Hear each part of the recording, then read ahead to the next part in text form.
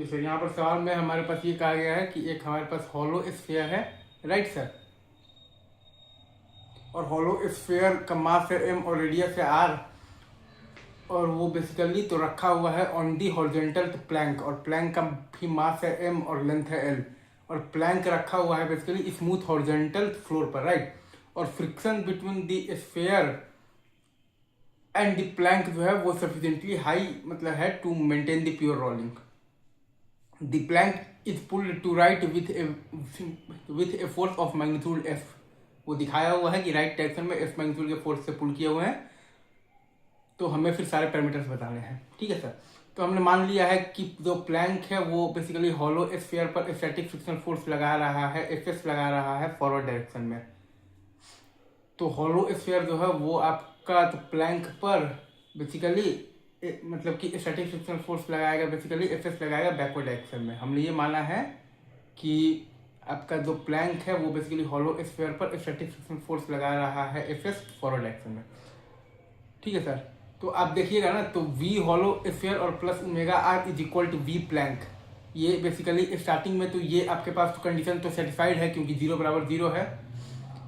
तो अब बस स्टैटिक फ्रिक्शनल फोर्स जो है वो खुद को ऐसे एडजस्ट करेगा ताकि ए हॉलो स्फीयर और plus alpha is equal to a of the plank भी हो जाए, ताकि वी हॉलो स्फीयर और plus omega are is equal to v plank, pure rolling maintain रहे, राइट।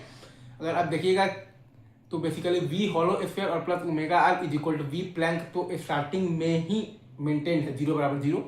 तो अब बस स्टैटिक फ्रिक्शनल फोर्स अपने आप को ऐसे एडजस्ट करेगा ताकि ए हॉलो स्फीयर और plus alpha r is equal to a plank भी हो जाए, और वी हॉलो स्फीयर और plus omega are is equal to v plank, pure rolling maintain रहे।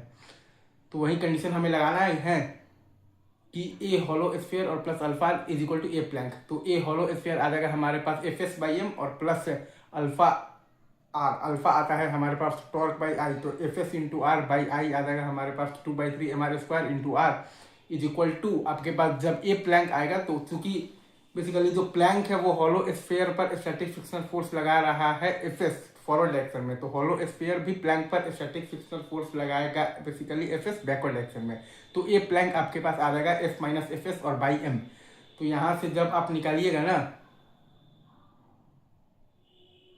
ठीक है सर, तो यहाँ से जब आप निकालिएगा ना तो वैल्यू ऑफ Fs तो वो आपके पास आ जाएगा 2f/7। यहाँ से आपके पास आ जाएगा Fs बराबर आ जाएगा 2f/7।